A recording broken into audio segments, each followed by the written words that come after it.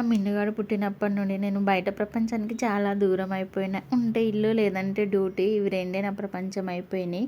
అడక్కడక్క మా ఆయనని బయటకు తీసుకెళ్ళండి అని అడిగితే వెంటనే ఒప్పుకునేసరికి నాకు డౌట్ రావాలిగా. నా మొద్దు మొహానికి డౌట్ రాలేదు.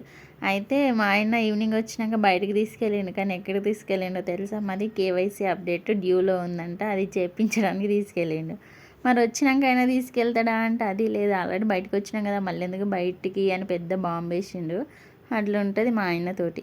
వచ్చే దారిలో బజ్జీల స్మెల్ అయితే గుమాయించి కొట్టింది. ఒక ప్లేట్ కట్టించుకొని ఇంటికి వచ్చినాం. అదేంటోరా, ఇంట్లో వేస్తే ఏది నచ్చదు కానీ బయటది అయితే బాగా తింటాం పందుల్లాగా.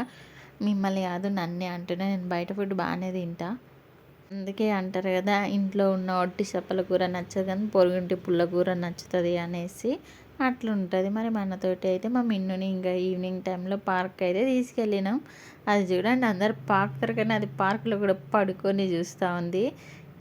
అంతేలే, మనతో ఏ పనులే చేయాలి. సో మంచిగా ఎంజాయ్ చేసింది. ఈవినింగ్ టైంలో మా మిన్ను ఎక్సర్సైజ్ చేస్తుంది. మా మిన్ను బాగా కష్టపడిపోతుంది. మరి బాయ్, సబ్స్క్రైబ్ చేసుకోండి, ఓకేనా.